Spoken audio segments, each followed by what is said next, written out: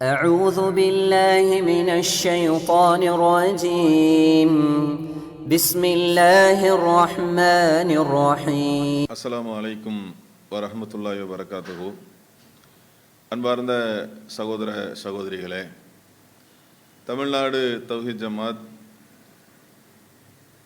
வழங்கக்கூடிய இந்த ரமலான் நேர சிறப்பு நிகழ்ச்சியில், சகர் நேர நிகழ்ச்சியில் இன்றைய தினம் இஸ்லாமிய திருமணம் என்கின்ற தலைப்பின் கீழ் ஒரு சில செய்திகளை நாம் அறிந்து கொள்ள இருக்கிறோம். இந்த தலைப்புக்கான காரணம் என்னவென்றால், முஸ்லிம்களாக வாழக்கூடிய சகோதர சகோதரிகள் சில பேர் இஸ்லாத்துடைய அந்த அடிப்படையை திருமண நிகழ்விலே கடைபிடிக்காமல் ஆடம்பரமாகவும் அனாச்சாரம் நிறைந்ததாகவும் மார்க்கத்துக்கு முரணாக பல்வேறு திருமணங்களை நடைபெறுவதை நாம் காண்கிறோம். அப்போ அதற்கு பேர் என்ன சொல்கிறாங்க அப்படின்னு பார்த்தீங்கன்னா, இஸ்லாமிய திருமணம். ஏன்னா முஸ்லீம்கள் நடத்துகிறாங்கல்ல, முஸ்லீம்கள் செய்வதினால் அதுக்கு பேர் என்ன வருதுன்னு பார்த்தீங்கன்னா, இதுக்கு இஸ்லாமிய திருமணம் அப்படின்னு சொல்கிறாங்க. ஆனால் அதில் ஏராளமான மார்க்கத்துக்கு முரணான காரியங்கள்லாம் நடக்கும். அதை என்ன செய்கிறாங்க, கவனிக்க தவறி விடுகிறார்கள். அப்போ இஸ்லாமிய திருமணம் என்று சொன்னால் முஸ்லீம்கள் செய்வதனால் அது இஸ்லாமிய திருமணம் ஆகுமானா அப்படி இல்லை. அல்லாஹ்வும் அல்லாஹ்வுடைய தூதரும் சொல்லுகின்ற அந்த வழிமுறையை பின்பற்றி திருமணம் செஞ்சாங்கன்னா அதுக்கு பேர் தான் இஸ்லாமிய திருமணம். முஸ்லீம்கள் அப்படி தான் செய்யணும். அல்லாஹும் அல்லாஹ்வுடைய தூதரும் எப்படி சொல்லி காட்டுறாங்களோ, செஞ்சு காட்டுறாங்களோ, அது போன்று செய்வது தான் முஸ்லீம்கள் அப்படி தான் செய்யணும். அதுக்கு பேர் தான் இஸ்லாமிய திருமணம். அப்போ அந்த அடிப்படையை நாம் அனைவரும் புரிந்து கொள்வதற்காகத்தான் இந்த தலைப்பு வழங்கப்பட்டிருக்கிறது. அப்போ இஸ்லாமிய திருமணம் அப்படின்னும் போது, இஸ்லாமிய மார்க்கம் என்பது அனைத்து விதமான காரியங்களையும் உள்ளடக்கி விளக்கக்கூடிய ஒரு மார்க்கமாக இருக்கிறது. இந்த உலகத்தில் வாழக்கூடிய மனிதர்கள் தங்களுடைய அன்றாட செயல்பாடுகளை, அது எந்த நிகழ்வாக இருந்தாலும் சரி, அந்த நிகழ்வை அவர்கள் எப்படி செய்ய வேண்டும் என்பதை இஸ்லாமிய மார்க்கம் கற்றுத் தருகிறது. அல்லாஹ் பேசுகிறான், இன்னத்தீன இந்தல்லாஹில் இஸ்லாம். அல்லாஹுவின் மார்க்கம் என்பது இந்த இஸ்லாம் தான். அப்போ இறைவனின் மார்க்கம் இந்த இஸ்லாம் என்கின்ற காரணத்தினால் அனைத்தையும் குறித்து பேசுகிறது. இந்த இஸ்லாமிய மார்க்கத்தில் இது குறித்து சொல்லப்படவில்லை, இது குறித்து விளக்கப்படவில்லை என்று சொல்வதற்கு வாய்ப்பே இல்லை என்கின்ற அளவுக்கு முழுமையாக அனைத்தையும் குறித்து இஸ்லாமிய மார்க்கம் பேசுகிறது. ஏனென்றால் இது அல்லாஹ்வின் மார்க்கமாக இருக்கிறது. இதில் மிக குறிப்பாக திருமணத்தை குறித்து இஸ்லாம் பேசுகிறது. திருமணம் என்பது மிக மிக அடிப்படையான ஒண்ணுங்க. ஒரு குடும்பம் ஒரு நல்ல விதமாக வாழ வேண்டும் என்று சொன்னால் அதனுடைய துவக்கமே திருமணம் தான். அந்த திருமணம் சரியான முறையில் அமைந்தால், அல்லாஹும் அல்லாஹ்வுடைய தூதரும் சொல்லுகின்ற அடிப்படையில் அமைந்தால்தான் அதற்கு பின்னால் அமையக்கூடிய அவர்களுடைய வாழ்க்கை, அந்த கணவன் மனைவி, அதன் பிறகு அவர்களுடைய பிள்ளைகள், அந்த குடும்பம் என்பது நிம்மதியாக இருக்க முடியும். அப்போ அதற்காகத்தான் என்ன செய்யறோம்னா, அல்லாஹ்வுடைய தூதர் அவங்க சொன்ன அந்த வழிமுறையை நாம் அறிந்து கொள்ள வேண்டும் என்பதற்காகத்தான் இந்த செய்தி. அப்போ இஸ்லாமிய திருமணம் என்று சொன்னால் அதில் என்னெல்லாம் சருத்துகள் இருக்கிறது, என்னெல்லாம் அல்லாஹ் சொல்லுகின்றான், அல்லாஹ்வுடைய தூதர் நபிகள் நாயகம் ஸல்லல்லாஹு அலைஹி வஸல்லம் அவர்கள் சொல்லித் தருகிறார்கள். இன்றைக்கு இஸ்லாமியர்கள் முஸ்லீம்களால் மார்க்கத்துக்கு முரணான பிதத்தான ஆடம்பரான காரியங்கள்லாம் என்னெல்லாம் செய்யப்படுகிறது என்பதை பாருங்கள். முதல்ல திருமணம் என்று சொன்னால் அதற்கு என்ன செய்யணும், பெண் பார்க்க வேண்டும். அதாவது ஒரு ஆண் மகனுக்கு பெண் பார்க்க வேண்டும், ஒரு பெண்ணாக இருந்தாங்கன்னா அவருக்கு மாப்பிள்ளை பார்க்க வேண்டும். இந்த அடிப்படையை குறித்து நபிகள் நாயகம் ஸல்லல்லாஹு அலைஹி வஸல்லம் அவங்க சொல்றாங்க, ஒரு பெண் என்பவள் 4 காரணத்துக்காக திருமணம் செய்யப்படுகிறாள். அவர்களுடைய அழகுக்காக, அவர்களுடைய செல்வத்திற்காக, அவர்களுடைய குல பெருமைக்காக, அவர்களுடைய மார்க்கப்பற்றுக்காக. அப்ப மார்க்கப்பற்றுடைய ஒருவளை மணந்து கொண்டு நீங்க என்ன செய்யுங்க, வெற்றி அடைந்து கொள்ளுங்கள் இல்லைனா உங்கள் கரங்கள் வந்து மண்ணாகட்டும் என்றெல்லாம் நபிகள் நாயகம் ஸல்லல்லாஹு அலைஹி வஸல்லம் அவர்கள் அழகான முறையில் வழிகாட்டுதல் வழங்கியிருக்கிறார்கள். இப்போ பெண்ணுக்கு சொல்லப்பட்ட இந்த இலக்கணம் தான் ஆணுக்கும். ஒரு பெண்ணுக்கு மணமகனை தேடுவதாக இருந்தாலும் இந்த அடிப்படையில் தான் பார்க்கணும். ஒரு ஆணுக்கு மணமகளை தேடுவதாக இருந்தாலும் இந்த அடிப்படையில் தான் பார்க்க வேண்டும். ஏன் அல்லாஹ்வுடைய தூதர் அவர்கள் சொல்லுகிறார்கள்? ஏன் மார்க்கத்தை பார்க்க சொல்றாங்க? மார்க்கம் அறிந்தவர்களை மனனம் செய்து நீ வெற்றியடைந்து கொள் என்று சொல்வதற்கான காரணம் என்ன? அப்பதான் நிம்மதியான வாழ்க்கை இருக்கும். ரெண்டு பேரும் மார்க்கத்தை அறிந்தவர்களாக இருந்தால்தான் அந்த வாழ்க்கையில் நிம்மதி இருக்கும். அவர்களை சுற்றி உள்ள பெரியவர்களை சரியான முறையில் அவர்கள் கவனித்துக் கொள்வார்கள். அவர்களுக்கு பிறக்கின்ற அந்த குழந்தைகளை நல்ல விதமாக மார்க்க பற்றோடு அவர்களை வளர்ப்பார்கள்.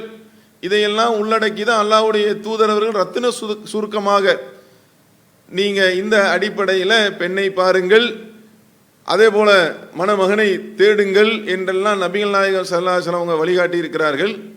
இந்த அடிப்படை தான் இஸ்லாம் சொன்னதுங்க. இஸ்லாமிய திருமணம் அப்படின்னா திருமணத்துடைய துவக்கம் என்பது மணமகனை பார்ப்பது, மணமகளை பார்ப்பது. ஆனால் இன்னைக்கு உள்ள நடைமுறையில் இருக்கிறது என்ன? நடைமுறையில் இந்த மணமகனை தேடுவது, மணமகளை தேடுவது மார்க்கத்தை அளவுகோலாக வைத்து பார்க்கப்படுகிறதா? என்னெல்லாம் பார்க்குறாங்க? பேக்ரவுண்டை பார்க்குறாங்க. எவ்வளோ வந்து தேரும், சொத்து எவ்வளோ தேரும். ஒரு பிள்ளையை, ஒரு மணமகளை திருமணம் செய்வதாக இருந்தால் அவங்களுடைய பேக்ரவுண்டு எவ்வளோ, அவங்க அப்பா என்ன ஒர்க் பண்ணுறாரு, அவருக்கு சொந்தமாக வீடு இருக்கா, கார் இருக்கா, பங்களா இருக்கா, அவங்க குடும்பத்தில் எத்தனை பிள்ளைங்க, அது மாதிரி இந்த பக்கம். இன்றைக்கு உள்ள சூழலை நாம் பார்த்தோம் என்று சொன்னால் செல்வத்திற்கு, பொருளாதாரத்துக்கு மிகுந்த முக்கியத்துவம் வழங்கப்பட்டு அதில் வந்து மார்க்கப்பட்டு அடி வாங்கிடக்கூடாதுல்ல, அது மைனஸ் ஆகிடக்கூடாதுல்ல. எதை முதலாவதாக வைத்து அல்லாஹ்வுடைய தூதர் பார்க்க வேண்டும் என்று சொல்கிறார்களோ அதை என்ன செய்கிறாங்க தெரியுமா? கடைசியில் வைக்கிறது.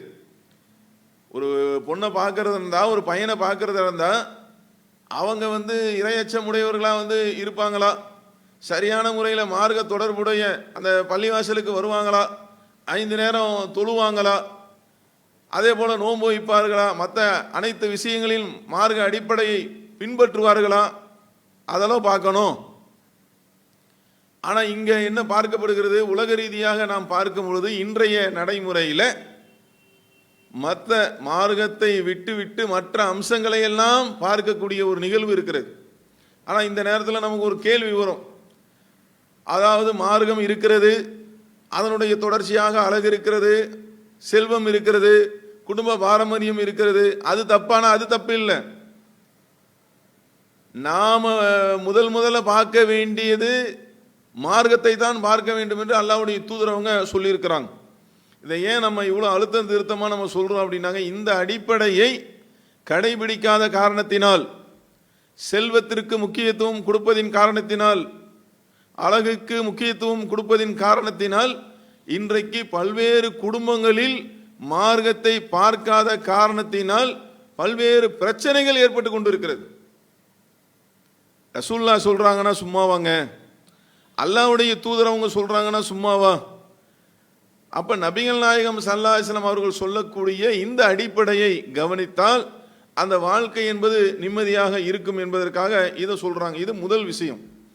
அடுத்தது நீங்க பார்த்தீங்க அப்படின்னா, இப்போ பெண் பார்க்கறது, மாப்பிள்ளை பார்க்கறது, இது முடிஞ்சிருச்சு. 2 குடும்பத்தாருக்கும் வந்து இந்த பெண் பார்க்கறது, மாப்பிள்ளை பார்க்கறதுல இன்னொரு செய்தி இருக்குங்க. இந்த பெண் பார்க்கறது இருக்குல்ல, நபிகள் நாயகம் ஸல்லல்லாஹு அலைஹி வஸல்லம் அவங்க சொல்றாங்க, ஒரு தோழர் வந்து சொல்றார், அல்லாஹ்வுடைய தூதர் அவர்களே, நான் வந்து திருமணம் செய்ய இருக்கிறேன்.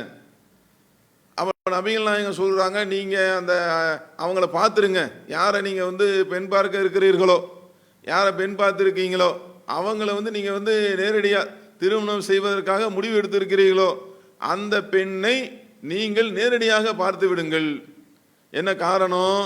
அது உங்களுக்குள்ள வந்து ஒரு பாசத்தை, ஒரு அன்பை வந்து அது வந்து ஏற்படுத்தும் என்பதாக நபிகள் நாயகம் ஸல்லல்லாஹு அலைஹி வஸல்லம் அவங்க சொல்றாங்க. அப்போ என்ன இந்த செய்தி என்ன சொல்லுகிறது? அதனுடைய கருத்து என்ன? சம்பந்தப்பட்ட அதாவது திருமணம் செய்வதற்காக முடிவு செய்யப்பட்ட அல்லது பெண்ணை பார்க்க போகின்ற அந்த சந்தர்ப்பத்தில், மணமகனை பார்க்கின்ற அந்த சந்தர்ப்பத்தில் இருவரும் என்ன செய்யணுமா? ரெண்டு பேரும் நேராக வந்து மணமகனும் மணமகளும் ரெண்டு பேரும் நேராக சந்தித்து கொள்ள வேண்டும். குடும்பத்தாருடைய அந்த மத்தியில் அவங்க என்ன செய்யணுமா? நேரில் பார்க்க வேண்டும் என்று இஸ்லாம் வழிகாட்டுகிறது. ஆனால் இன்னைக்கு என்ன நடக்குது? சமுதாயத்தில் நடக்கக்கூடியது என்ன தெரியுமா? மாப்பிள்ளை வீட்டிலேருந்து பொண்ணு பார்க்க வருவாங்க. யாரெல்லாம் வருவாங்க? மாப்பிள்ளையுடைய அம்மா வருவாங்க, மாப்பிள்ளையுடைய பாட்டி வருவாங்க, இன்னும் வயசானவங்க வருவாங்க, இன்னும் எத்தனை பேர் இருக்காங்களோ குடும்பத்தில் அவங்களாம் சேர்ந்து என்ன செய்வாங்க? பொண்ணு பார்க்க வருவாங்க. பொண்ணு பார்க்க வந்தால் என்ன நடக்கும்? பொண்ணுக்கு வந்து முடி இருக்குல்ல, தலைமுடி, அது எவ்வளோ பெருசாக வந்து இருக்குது. அதே மாதிரி வந்து நடக்க சொல்லி பார்க்கறது. இன்னும் சில இதெல்லாம் ஃபாலோ பண்ணுறாங்கன்னு வைங்க, சொல்ல முடியாத அளவுக்கு பல பல விஷயங்களை என்ன செய்கிறாங்க? சமுதாயத்தில் சமூகத்தில் நடைமுறையில் இருப்பதை நாம் பார்க்கிறோம். ஆனால் சம்மந்தப்பட்ட அந்த மாப்பிள்ளை வராரா, அவரை வந்து அழைச்சிட்டு வராங்களா? அல்லாஹ்வுடைய தூதர் சொல்கிறாங்க ரெண்டு பேரும் நேரில் பார்க்கணும், அதனால் பாசம் ஏற்படும் என்று சொல்கிறார்கள். அவங்க ரெண்டு பேரும் தான் வாழ போகிறாங்க. அவங்களுக்குள்ள அந்த பாசம் என்பது, அந்த இணைப்பு என்பது ரொம்ப அவசியமான ஒன்றாக இருக்கிறது. அதனால் துவக்கத்திலையும் ஆரம்பமாக அவங்க ரெண்டு பேரும் பார்த்துக்கணும். இன்னொரு முக்கியமான விஷயம் இருக்குங்க. ஒவ்வொருவரும் என்ன செய்வாங்கன்னா, வரக்கூடிய மனைவி இப்படி இருக்க வேண்டும் என்று அவர் ஒரு நினைப்பில் இருப்பார். அதே மாதிரி வந்து கணவன் இப்படி இருக்க வேண்டும் என்று அந்த பெண்மணி என்ன செய்வாங்க? ஒரு முடிவு செய்து வைத்திருப்பார்கள். நேரில் பார்க்கும்போது தானே தெரியும். இப்போ இவங்க வந்து என்ன செய்யறது? சம்மதம் இல்லாமல் அந்த மாப்பிள்ளை வரும்போது வந்தால் கூட பிரச்சனை இல்லைங்க. மாப்பிள்ளையை வந்து கூட்டு வராமல் இவங்க வந்துட்டு என்ன செய்யறது? கணக்கு பண்ணி அந்த பொண்ணு சரியில்லை, அந்த பொண்ணு நல்லா இல்லை என்று முடிவெடுக்கக்கூடிய ஒரு நிலையை நம்ம பார்க்குறோம். அப்படி வரும்போது கூட நீங்கள் வந்து மார்க்கத்தை பார்க்குறீங்களா? முன்னாடி நம்ம சொன்ன செய்தி அடிப்படை மார்க்கம் இருக்கிறதா, குரான் ஓதுறாங்களா, தொழுவுறாங்களா, இறையச்சத்தோடு இருக்கிறாங்களா, அது பார்க்கறது இல்லை. மற்றது என்னது? மற்ற இதெல்லாம் பார்க்கறது. வந்து வாயை திறந்து காட்டுங்க, பல்லு எப்படி இருக்குன்னு பார்க்கணும். அதே மாதிரி வந்து ஸ்காஃபை கழட்டி காட்டுங்க, முடி எப்படி இருக்குன்னு பார்க்கணும். இருக்கா இல்லையாங்க சமுதாயத்தில்? அதாவது தேவைக்கு பார்க்கறது ஒன்றுங்க. இங்கே என்ன சொல்கிறாங்க நபிகள்லாம்? இங்கே என்ன சொல்கிறாங்க? சம்மந்தப்பட்டவங்க நேரில் பார்க்கணும். அவர்களுக்குள் மனம் ஒத்து போய்விட்டால், அவர்களுக்குள் பிடித்து விட்டால் அடுத்தது என்ன? திருமணத்தை நோக்கி சென்று விட வேண்டிய ஒன்று தானே. அப்போ அல்லாஹ்வுடைய தூதர் வழிகாட்டுறது. இதுக்கும் மாத்தமாக என்ன செய்கிறாங்க? செயல்களை செய்வதை நம்ம பார்க்கிறோம். பெண் பார்ப்பதிலையும் இந்த மாதிரி நிகழ்வு நடக்குது. ஆனால் இதுக்கெல்லாம் என்னவா பேர்? வந்து இஸ்லாமிய திருமணம். நபிகள் நாயகம் சொன்னதை ஒன்றும் என்ன செய்ய மாட்டாங்க, ஃபாலோ பண்ண மாட்டாங்க. பேர் மட்டும் என்னவா? இஸ்லாமிய திருமணம். அதுபோல் என்ன நடக்குது? சரி, பார்த்து இவர் தான் மாப்பிள்ளை, இவர் தான் பெண்ணு, இந்த தேதியில் திருமணம், இந்த டேட்டில், அதாவது இந்த நேரத்தில் திருமணம் இங்கே வந்து நடத்தப்படுகிறது அப்படின்னு பேசிட்டா போதுமானது. ஆனால் இவங்க என்ன செய்வாங்க தெரியுமா? அதாவது கன்ஃபார்ம் பண்ணுறதுக்கு பூ வைக்கிறது அப்படின்னு ஒன்று இருக்கிறது. பல்வேறு ஊர்களில் பல இடங்களில், சில இடங்களில் சேலை கொடுக்கறது, இதெல்லாம் மார்க்கத்தில் இருக்கா? அதனுடைய உச்சபட்சம் தான் நிச்சயதார்த்தம். என்னவா? ரெண்டு பேருக்கும் வந்து நிச்சயம் வந்து செய்ய வேண்டும். ஏன்? இவர் தான் மாப்பிள்ளை, அவர் தான் பொண்ணுன்னு கன்ஃபார்ம் ஆயிடுச்சுல. இப்படி செய்வதற்கு மார்க்கத்தில் அனுமதி இருக்கா? அதாவதுங்க, இவங்க தான் மாப்பிள்ளை, இவங்க தான் பொண்ணு பேசி முடிவெடுக்கிறதுக்கு அனுமதி இருக்கிறது. இந்த தேதியில் தான் திருமணம், இந்த நேரத்தில் தான் திருமணம், இது பேசலைன்னா எப்படி திருமணம் பண்ண முடியும்? இதெல்லாம் ஓகே தான். ஆனால் அதற்கு ஒரு விழா வந்து கொண்டாடி, அதற்கு ஒரு சடங்கு செய்து, அதற்கு வந்து ஒரு பூ வைத்து, அதற்கு வந்து ஒரு நிச்சயதார்த்தம் வைத்து, அதுக்கு எல்லாரையும் வந்து வர வச்சு டீ மிச்சரு அதெல்லாம் வச்சு இருக்கா இல்லையா சமுதாயத்தில்? இதுக்கு மார்க்கத்தில் ஆதாரம் இருக்கா? நபிகள் நாயகம் ஸல்லல்லாஹு அலைஹி வஸல்லம் அவங்க வந்து சொல்லியிருக்கிறாங்களா? அப்போ இதையெல்லாம் வந்து செய்து கொண்டு என்ன செய்வாங்க இவங்க? இஸ்லாமிய திருமணம். பேரில் மட்டும்தான் என்ன இருக்கும்? இஸ்லாம் இருக்கும். ஆனால் மற்றது நடைமுறையில் செயல்பாட்டில் என்ன இருக்காதுன்னு பார்த்தீங்கன்னா இஸ்லாம் வந்து இல்லாமல் போயிடும். அப்போ இது ஒன்றாச்சா. அதன் பிறகு பார்த்தீங்க அப்படின்னா இப்போ திருமணம் வந்து செய்யணும். சரி, எல்லாம் வந்து பேசியாச்சு, இவங்க தான் மாப்பிள்ளை, இவங்க தான் பொண்ணு அப்படின்ற ஒரு கன்ஃபார்ம் ஆகிப்போச்சு. இப்போ திருமணம் வந்து செய்யணும். இந்த திருமணத்தை வந்து செய்யறதுல கன்ஃபார்ம் ஆன பிறகு இந்த திருமணம் செய்யணுமா இல்லையா, அதை வந்து நபி வழி அடிப்படையில் எளிமையான முறையில் செய்வதற்கு மார்க்கம் வழிகாட்டுதலை வழங்குகிறது. அப்படி நடக்குதா? ஒரு பக்கத்தில் எளிமையான திருமணம் அப்படின்னு சொல்லி அடைமொழி கொடுத்து கொள்வார்கள். ஆனால் நடக்கிறது என்ன? ரகசியமாக பத்திரிக்கை போடுறது. அந்த பத்திரிக்கையில் என்ன வரும்? அதாவது வந்து மற்றவர்கள் எப்படி வந்து அந்த பத்திரிக்கைக்கு ஒரு முக்கியத்துவம் கொடுப்பாங்களோ அதுக்கு இந்த இதெல்லாம் வைப்பாங்க, மஞ்சள் அதெல்லாம் வச்சு என்ன செய்வாங்க, அது அவங்களுடைய கலாச்சாரம். நம்ம அவங்கள என்ன செய்யலை, எதுவும் சொல்லலை. ஆனால் இங்கே பார்த்தீங்க அப்படின்னா இங்கே என்ன நடக்கும்? அதாவது நல்ல நேரம் அப்படின்னு சொல்லி அவங்க போடுவாங்க. இவங்க வந்து முபாரக்கான நேரம். அதே மாதிரி வந்து நபிகள் நாயகம் ஸல்லல்லாஹு அலைஹி வஸல்லம் அவங்களுடைய துவா பரக்கத்தால் இன்னும் சில பத்திரிகையில் பார்த்தீங்கன்னா 7, 8, 6 என்றெல்லாம் போட்டு அவர்களுக்கு ஒப்பாக நபிகள் நாயகம் ஸல்லல்லாஹு அலைஹி வஸல்லம் வந்து கண்டிக்கிறாங்க. மாற்று மத கலாச்சாரத்தை யார் வந்து பின்பற்றுகிறார்களோ அவர்கள் என்னை சேர்ந்தவர் இல்லை, இதெல்லாம் வந்து நிராகரிக்கப்படும் என்றெல்லாம் அல்லாஹ்வுடைய தூதரவர்கள் மிக தெளிவாக என்ன செய்கிறார்கள், சொல்லி இருக்கிறார்கள். இருந்தாலும் பத்திரிக்கை அப்படின்னு ஒன்று இருக்கா. அதன் பிறகு நீங்கள் பார்த்தீங்க அப்படின்னா திருமணம் நடக்கணும்ல, அந்த திருமண நிகழ்வின் போது என்னெல்லாம் வந்து நடக்கும் அப்படின்னு பார்த்தீங்கன்னா, அதாவது திருமணம் என்பது ஒரு ஒப்பந்தம் மார்க்கம் சொல்லுதுங்க. அந்த பெண்கள் உங்களிடத்தில், அதாவது உங்களிடத்தில் யார், கணவர்மார்கள் இடத்தில் கடுமையான ஒரு ஒப்பந்தம் செய்திருக்கிறார்கள். அல்லாஹ் திருமறை குர்ஆன்ல 4வது அத்தியாயத்துடைய 21வது வசனத்தில் அல்லாஹ் சொல்லி காட்டுகிறான். ஆனால் வந்து அந்த ஒப்பந்தம் மட்டும் நடக்குதா? இஸ்லாம் ரொம்ப வந்து எளிமைப்படுத்தி இருக்குங்க. திருமணம் செய்வதை மிக மிக எளிமையாக, அறிவுக்கு பொருத்தமாக, அனைவரும் ஏற்றுக்கொள்ளக்கூடிய புரட்சிகரமான ஒரு செயல் திட்டத்தை இஸ்லாம் என்ன செஞ்சிருக்கு, வடிவமைத்து தந்திருக்கிறது. ஆனால் இங்கே என்ன நடக்கும் தெரியுமா? ஒப்பந்தம்னு சொல்லி ஒரு பக்கத்தில் வந்து சொல்லிக்கொண்டு இன்னொரு பக்கத்தில் என்ன நடக்கும்? மார்க்கத்துக்கு முரணான பல்வேறு செயல்பாடுகள் திருமணத்தின் வாயிலாகவும் நடக்கும். எளிமையாக பண்ணணும் அப்படின்னு சொல்லி மார்க்கம் வழிகாட்டுது. என்னெல்லாம் இருக்குதோ, நீங்கள் உதாரணத்துக்கு பார்த்தீங்க அப்படின்னா வரிய வந்து மண்டபத்தை வந்து பிடிக்கிறது, அதில் வந்து இந்த குளம் வந்து சொல்லுவாங்களே வாழை மரம், அதை வந்து கட்டுறது, தலைமுறையாக அது வந்து வரணுமா, அவங்க அப்படி தானே நம்பிக்கை. வாழை மரம் வந்து கட்டுறது. பத்தாக்குறைக்கு என்னன்னு பார்த்தீங்கன்னா அப்படி இவங்க யார் வீட்டு திருமணம் அப்படின்னு சொல்லி தெரியணுமாமா. இன்னைக்கு காலகட்டத்தில்ங்க இந்த திருமணம் என்பது, அதாவது ஒருவர் என்ன நினைக்கிறாருன்னா தன்னுடைய அந்த கெப்பாசிட்டி இருக்குல்ல, தான் யார் என்று உலகத்துக்கு தெரியணும், அதுக்காக திருமணம் அப்படி நினைக்கிறாங்கங்க. தன்னுடைய கௌரவம், அந்தஸ்து எல்லாத்தையும் வெளிப்படுத்தக்கூடிய ஒரு இடமாக இன்றைக்கு திருமணத்தை நினைக்கிறார்கள். எவ்வளோ பெரிய தப்பு அது! இதனால எவ்வளோ பேர் பாதிக்கப்படுறாங்க. உன்கிட்ட இருக்கு, காசு இருக்கு, பணம் இருக்கு, நீ ஆட்டம் போடுற, வீணான விஷயங்களை செய்து வீணடிக்கிறாய், பொருளாதாரத்தை வீணடிக்கிறீங்க. இல்லாதவங்க என்ன செய்வாங்க?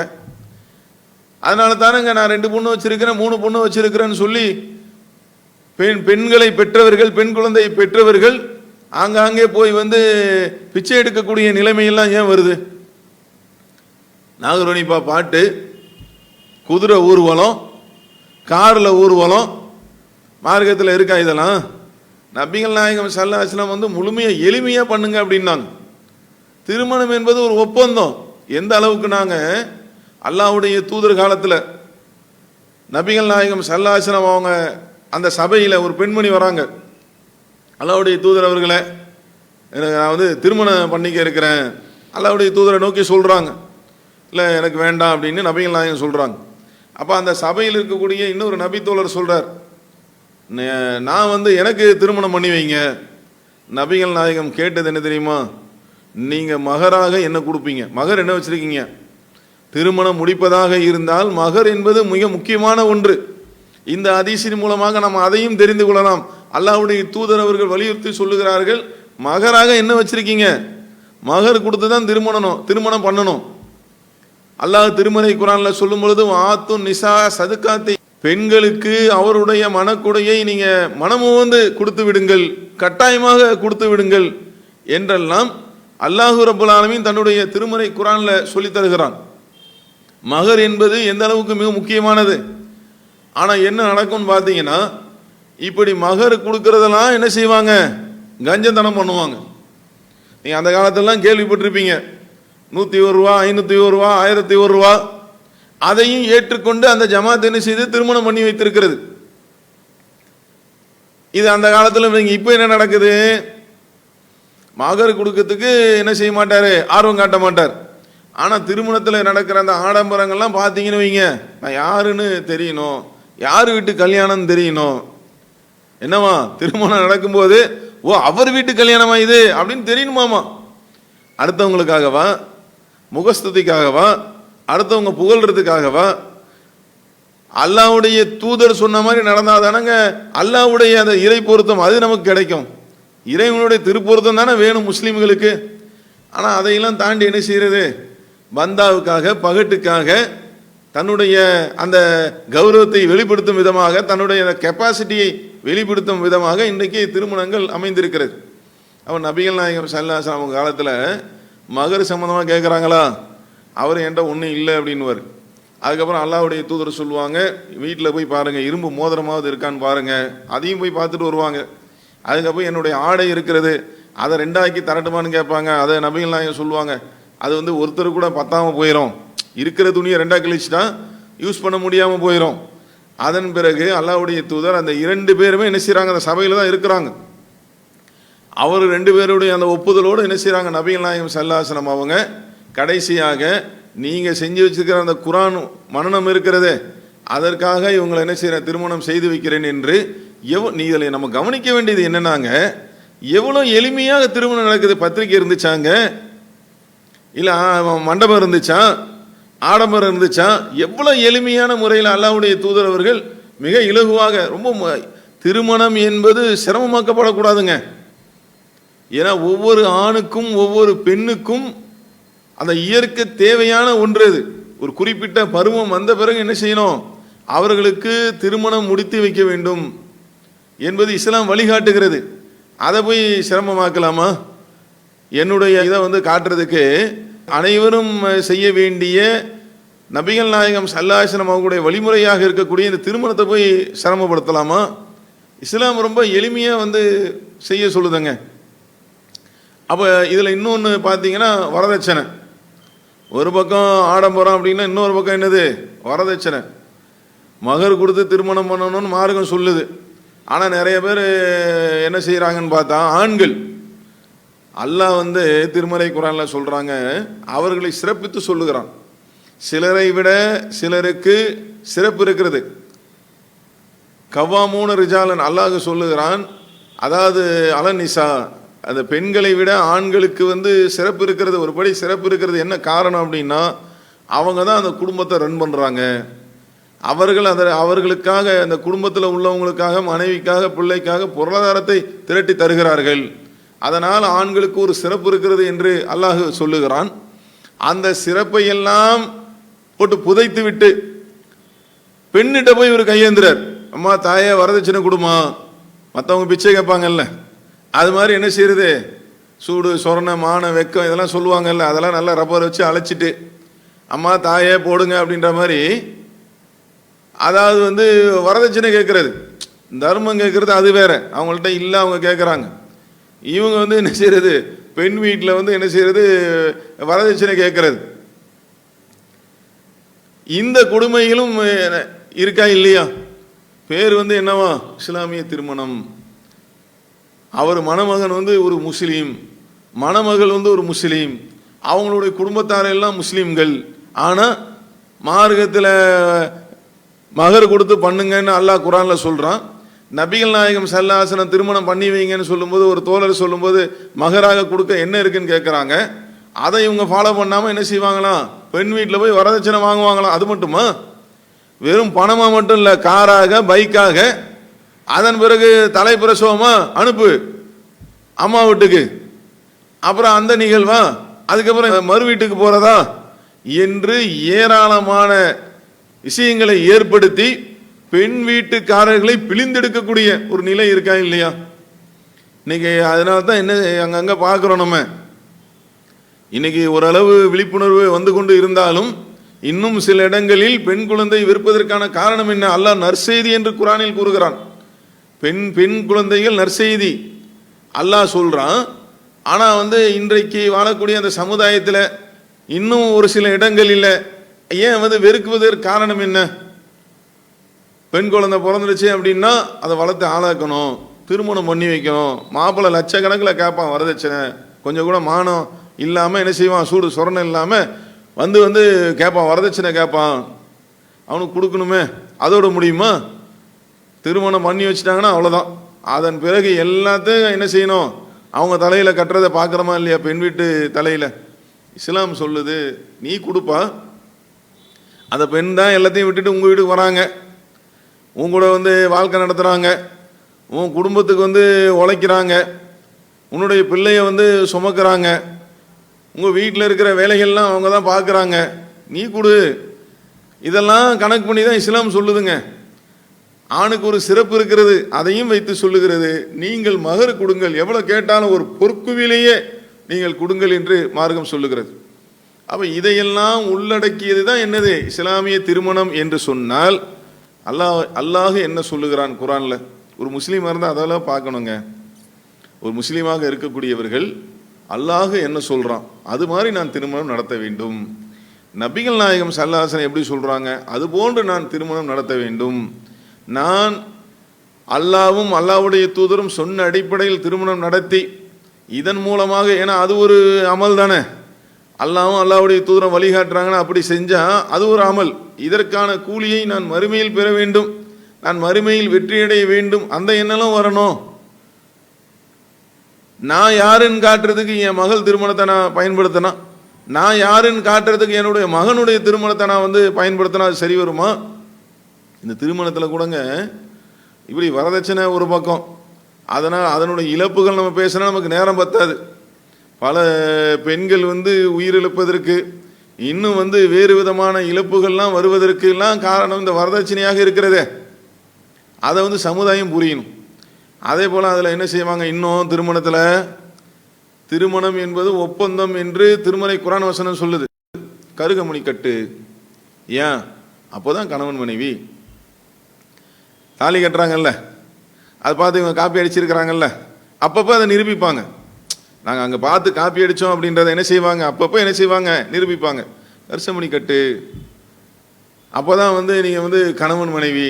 இன்னும் என்னெல்லாம் நடத்துகிறாங்க. மார்க்கத்தில் இல்லாத திருமணத்தை ஒப்பந்தம்னு அல்லாஹ் சொல்கிறான் குர்ஆனில். 2 பேரும் சைன் பண்ணுறாங்களா, அந்த பெண்ணுடைய சாட்சியாக வழியாக பொறுப்பாளராக ஒருத்தர் இருக்கிறாரா, ஆணுக்கு ஒரு சாட்சி இருக்கிறாரா, பெண்ணுக்கு ஒரு சாட்சி இருக்கிறாங்களா, மகர் முறையாக வழங்கப்படுகிறதா, மகர் கொடுத்துட்டு கேட்கணும், இவ்வளோ ரூபா மகருக்கு உங்களுடைய மகளை நீங்கள் என்ன செய்யுங்க, திருமணம் செஞ்சு வைங்க. அவர் பொறுப்பாளர், ஆமாம் அல்ஹம்துலில்லாஹ் திருமணம் செஞ்சு வைக்கிறேன், எனக்கு சம்மதம் தான் அப்படின்னு சொல்லிட்டா திருமணம் முடிஞ்சிருச்சு. இல்லை அவர் சொல்லுவார், நீங்கள் கொடுத்துருக்கிற இந்த மகருக்கு என்னுடைய மகளுடைய ஒப்புதலோடு நான் உங்களுக்கு திருமணம் செஞ்சு வைக்கிறேன், நீ உங்களுக்கு சம்மதமா? சம்மதம்னு சொல்லிட்டா முடிஞ்சு போச்சு. கருகமணி கட்டணுமா? அப்போ என்னவா, அதுதான் திருமண பந்தத்தை ஏற்படுத்துது, ஒப்பந்தம்னு அல்லாஹ் சொல்கிறான். அப்போ இது மாதிரி மார்க்கத்தில் இல்லாத பல்வேறு விஷயங்கள் என்ன செய்கிறாங்க இஸ்லாமியர்கள். அதுபோல் அந்த திருமண துவா இருக்கு இல்லைங்க, அல்லாஹ்வுடைய தூதர் அழகான முறையில் ரத்தின சுருக்கமாக பாரக்கல்லாஹு லக வ பாரக்க அலைக்க வ ஜமா பைனஹுமா ஃபி ஹைர் என்று, இறைவா இவங்க 2 பேரும் திருமணம் பண்ணுறாங்க, இவர்களுடைய உள்புறத்திலும் வெளிப்புறத்திலும் நல்ல விதமாக அமைத்து இவர்களுக்கு சிறந்ததை வழங்கு என்று பிரார்த்தனை செய்வதற்கு நபிகள் நாயகம் கற்றுத்தராங்க. இவங்க என்னவா, அதாவது இல்லாத வரலாறு, அதாவது மார்க்கத்தில் சொல்லப்பட்டிருக்கிறதான்னு கூட அந்த கவனிக்காம, ஆதாரம் இருக்குதா என்பதை கூட பார்க்காம என்ன செய்கிறாங்க, அல்லி பைனஹுமான்னு ஆரம்பித்து ஒரு துவா ஒன்று இருக்குங்க, அதில் ஐயிப் ரஹீமா போன்று அப்படின்னு ஆரம்பிப்பாங்க. நபிமார்களுடைய பேரெல்லாம் சொல்லி, அவங்களுடைய மனைவி பேர் சொல்லி, இவங்க எங்கே போய் எடுத்தாங்கன்னு தெரியல, இந்த நபிக்கு இவங்க தான் மனைவி, அவங்க பேர் அதுதான் என்பதற்கு எங்கே போய் இவங்க ஆதாரத்தை எடுத்தாங்கன்னு தெரியல. ஒவ்வொரு சபையிலும் என்ன செய்வாங்க, இந்த பிரார்த்தனையை வந்து செய்யக்கூடியதை பார்க்குறோம். இது நபிகள் நாயகம் சொல்லி தந்ததா, இதுக்கு ஆதாரம் இருக்கா, அதில் அவங்க பார்க்கணும். நபிகள் நாயகம் அழகாக ஷார்ட்டாக சொல்லி கொடுத்துருக்குறாங்க. இறைவா இவங்க 2 பேருக்கும் அருள் புரி, அவங்களுடைய உள் விஷயத்துலையும் வெளி விஷயத்துலையும் நல்ல விதமாக ஒற்றுமையாக வாழ செய்யின்னு சொல்லி மிக அழகான முறையில் கற்றுக் கொடுத்துருக்குறாங்க. அப்போ இதையெல்லாம் என்ன செய்யணும், நம்ம கவனத்தில் வைக்க வேண்டும். அப்போ இந்த அம்சங்களை எல்லாம் ஒன்றிணைத்து நடப்பது தான் என்னது, இஸ்லாமிய திருமணம். சும்மா பேருக்கு சொல்கிறது இல்லை. நபிகள் நாயகம் என்னெல்லாம் சொல்லியிருக்கிறாங்க திருமணத்தை பற்றி, அல்லாஹ் என்னெல்லாம் சொல்லியிருக்கிறான். அது போலங்க இந்த திருமணம் முடிஞ்சவன வலிமா விருந்து இருக்குல்ல, இதில் இன்னொரு கொடுமை என்னன்னு பார்த்தீங்கன்னா, வரதட்சணையில் ஒரு பகுதியாக பெண் வீட்டு விருந்து. வாங்கிறது பத்தாதான், லட்சக்கணக்கில் வாங்கிறது, கார் வாங்கிறது, பைக் வாங்கிறது.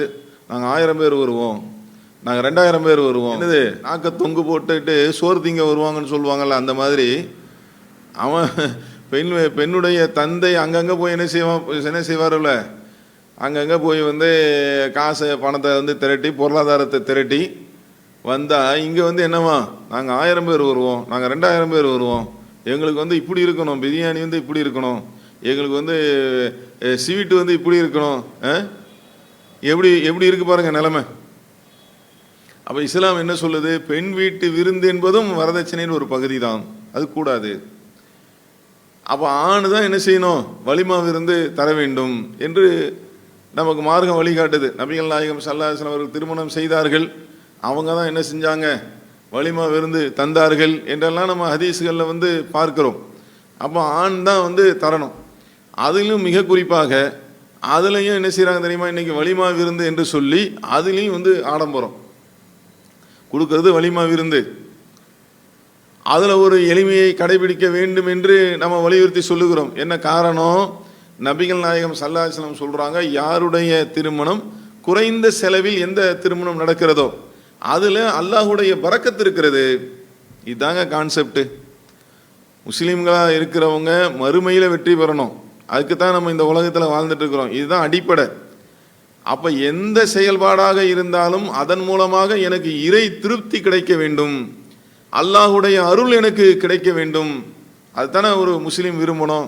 அது நபிகள் நாயகம் அழகாக சொல்லித்தராங்க. திருமண விஷயத்தில் நீங்கள் எளிமையாக குறைந்த செலவில் நடக்கின்ற அந்த திருமணத்தில் அல்லாஹுடைய அந்த திரு பொருத்தம் இருக்கிறது, மறைமுகமான அந்த பேருள் இருக்கிறது, பரக்கத்து இருக்கிறது அப்படின்னு சொல்லித்தராங்க.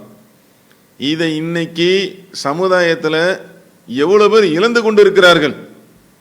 அல்லாஹ்வுடைய தூதர் இப்படி சொல்லியிருக்க இன்னைக்கு வந்து பந்தா காட்டுறதுக்கு அப்படி ஆடம்பரமாக பண்ணுறாங்களே. வலிமா விருந்தில் கூட ஆடம்பரங்க, பெரிய மகாலா பிடிச்ச அத்தனை லட்சம் இத்தனை லட்சம் ஏசி மகாலு என்னவா, யாருன்னு தெரியுமா இவர், அது வந்து இத்தனை பேருக்கு சாப்பாடு அத்தனை பேருக்கு சாப்பாடு, இதில் வேற இது வேற.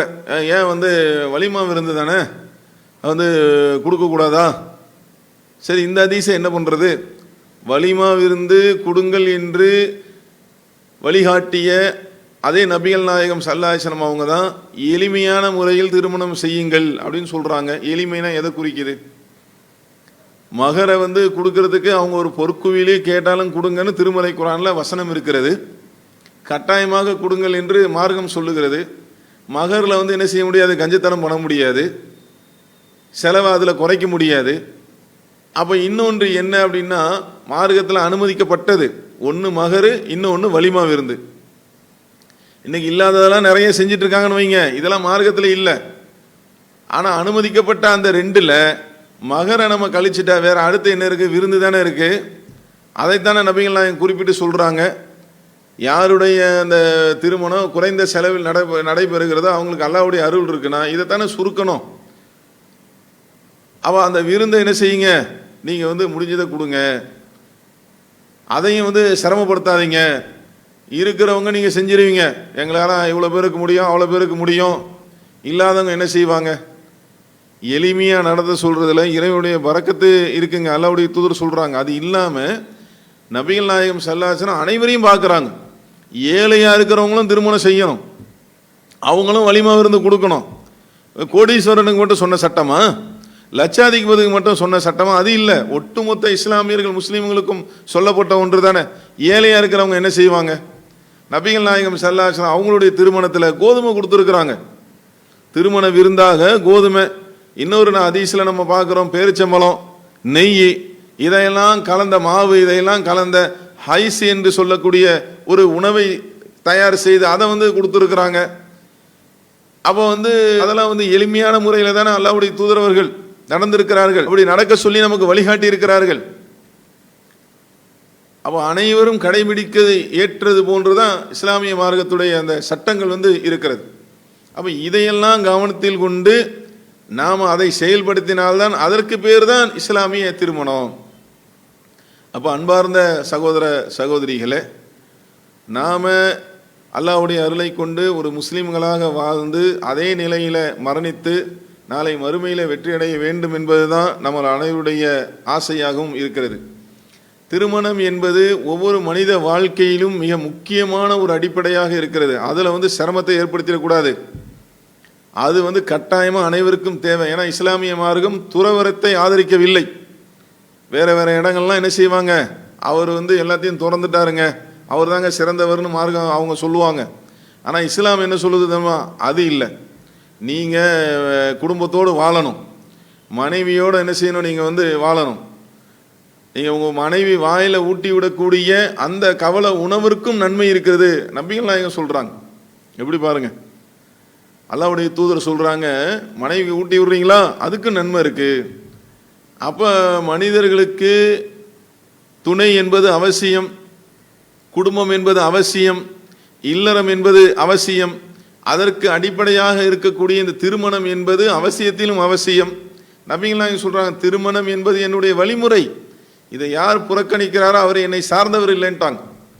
அப்போ அப்படிப்பட்ட திருமணம் அனைவரும் செய்ய வேண்டிய அந்த திருமணம், இதை சிரமப்படுத்தலாமா, இதை கஷ்டப்படுத்தலாமா? இஸ்லாம் எவ்வளோ எளிமையாக சொல்லியிருக்குங்க.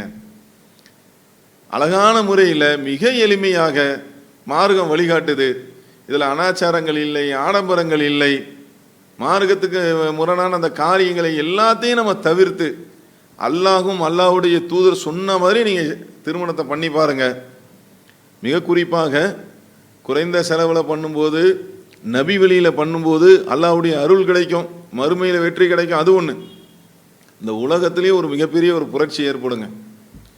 இந்த உலகத்திலேயே நீங்கள் எளிமையான முறையில் சரியான முறையில் மகர் கொடுத்து ஆடம்பரங்களை தவிர்த்து, பத்திரிகை இல்லாமல், மற்ற ஆடம்பரங்கள் இல்லாமல், அனாச்சாரங்கள் இல்லாமல் நபி வழி அடிப்படையில் நீங்கள் செய்து பாருங்கள், பரக்கத்தும் இருக்கிறது.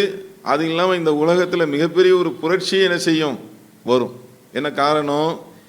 இன்றைக்கு ஒவ்வொரு திருமணம் நடக்கக்கூடிய அந்த செலவு இருக்குல்ல, அதாவது புள்ளி விவரமே சொல்கிற அளவுக்கு, அதாவது புள்ளி விவரங்களை எடுத்து எல்லாம் 50 லட்சம், 1 கோடி, 1.5 கோடி.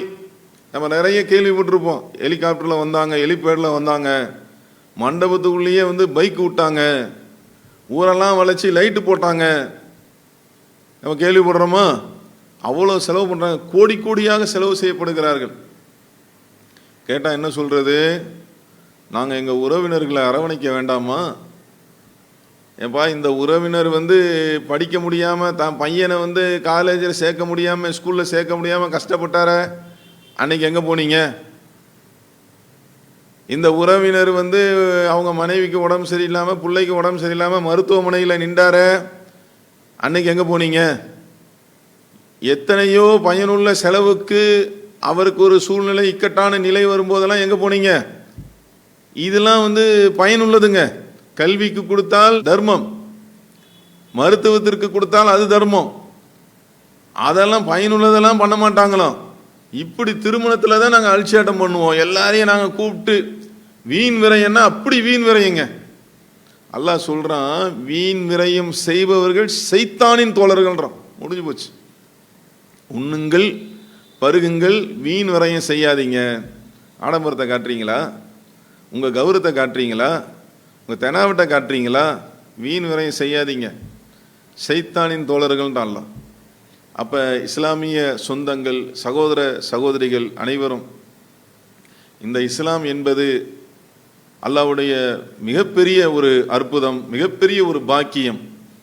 நாம முஸ்லிம்களாக இருக்கக்கூடியவர்கள் எல்லா விஷயத்திலும் அல்லாஹும் அல்லாஹ்வுடைய தூதரும் சொன்ன அடிப்படையில் நாம் வாழ்ந்து காட்டினால் இதை நோக்கி என்ன செய்வாங்க, விரும்பி வருவார்கள். இன்னைக்கு நீங்கள் திருமணத்தை சிரமமாக்கி வைக்கிறீங்க, என்ன கருத்து இருக்குது தெரியுமா? இஸ்லாமிய மார்க்கம் முஸ்லீம்கள் செய்யக்கூடிய அந்த திருமணம் காஸ்ட்லியானது, இல்லாதவங்க வரணும்னா யோசிக்கிறாங்க. மார்க்கத்தில் உள்ள கொள்கை கோட்பாடுகள் அற்புதமாக இருக்கிறது. ஆனால் திருமணம்னு ஒன்று இருக்க, எனக்கு 2 பொண்ணு இருக்குது, எனக்கு 3 பொண்ணு இருக்குது, நான் எப்படி உள்ளுக்குள்ளே வர்றது? வந்தால் லட்சக்கணக்கில் கேட்பாங்களே, வீடு கேட்பாங்களே, அது கேட்பாங்களே, இது கேட்பாங்களே என்று அஞ்சி உள்ளுக்குள்ளே வராமல் இதெல்லாம் பதில் சொல்ல வேண்டாமா? எங்க மார்க்கம் வளர்வதற்கு, இதை அனைவரும் புரிவதற்கு, அதாவது நாம் எதுவும் உழைக்கலனா கூட, அதில் பங்களிப்பு செய்யலைனா கூட தடைக்கல்லாம் இருக்கக்கூடாது. இல்லை, இன்றைக்கு நடக்கக்கூடிய ஆடம்பரமான திருமணங்கள், அதிகப்படியான அந்த செலவு செய்யக்கூடிய அந்த திருமணங்கள், வரதட்சணை வாங்கி நடக்கக்கூடிய அந்த திருமணங்கள், அதெல்லாம் தடைக்கல்லாம் இருக்க. எத்தனை சூழ்நிலை தெரியுமா? வட்டிக்கு வாங்கக்கூடிய, கடன் வாங்கக்கூடிய நிலைக்கெல்லாம் பெண்களை பெற்றவர்களை தள்ளக்கூடிய ஒரு சூழல் இல்லையா? வட்டி எந்த அளவுக்கு இஸ்லாம் சொல்லுது, படைத்த இறைவனிடம் போர் பிரகடனம் செய்கின்றார்கள் யார்? வட்டி வாங்குறவங்க. அந்த நிலைக்கு தள்ளுறாங்களே. வரதட்சணை வாங்கக்கூடியவங்க அந்த நிலைக்கு தள்ளுறீங்களே.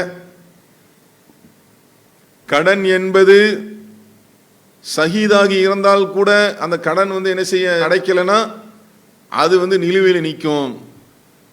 ஷஹீத் ஆகிட்டாருன்னா அவருக்கு சொர்க்கங்க மார்க்கம் சொல்லுகிறது. ஆனால் அதில் கடன் இருந்துச்சுன்னா முடியாது. அந்த மாதிரி கடனில் போய் தள்ளுறீங்களே, அல்லாஹ்வுக்கு அஞ்ச மாட்டீங்களா? அப்போ பேரில் என்ன செய்யக்கூடாது? இஸ்லாமிய திருமணம் அப்படின்னு இருக்கக்கூடாது. அல்லாஹ் என்ன சொன்னான், அல்லாஹ்வுடைய தூதர் அவர்கள் என்ன சொல்லியிருக்கிறார்கள், அந்த அடிப்படையை கவனிக்கணும். ஒரு முஸ்லீமுக்கு அழகான வழிகாட்டுதல் இருக்குதுங்க. இங்கே பாருங்க, அடுத்தவங்க ஊரை பார்க்காதீங்க, உங்கள் வீட்டு தெருவை பார்க்காதீங்க, உங்கள் சொந்த பந்தங்களை பார்க்காதீங்க. அல்லாஹ்வுடைய தூதர் என்ன சொன்னாங்கன்னு பாருங்க.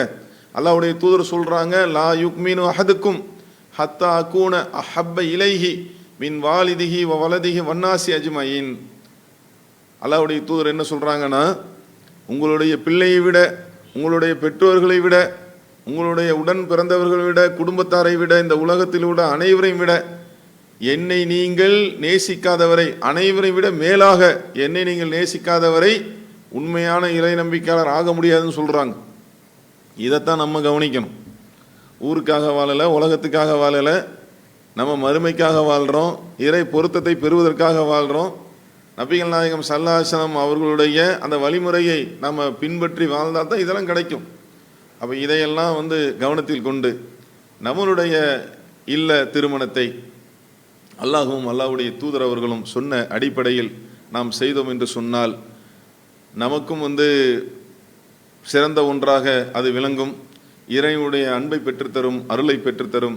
அதோடு மாத்திரம் இல்லாமல் இந்த உலகத்தில் இஸ்லாமியர்கள் இப்படி சிறப்பாக எளிமையாக செய்யக்கூடிய அந்த திருமணத்தின் வாயிலாக பல்வேறு சகோதரர்கள் இந்த மார்க்கத்தின்பால் ஈர்க்கப்படுவார்கள் என்று சொல்லி இந்த உரையை நிறைவு செய்கிறேன். வாஹிர் தவானா அல்ஹம்துலில்லாஹி ரப்பில் ஆலமீன். அஸ்ஸலாமு அலைக்கும் வரஹ்மத்துல்லாஹி வபரகாத்துஹு. அல்லாஹு அக்பர், அல்லாஹு அக்பர்.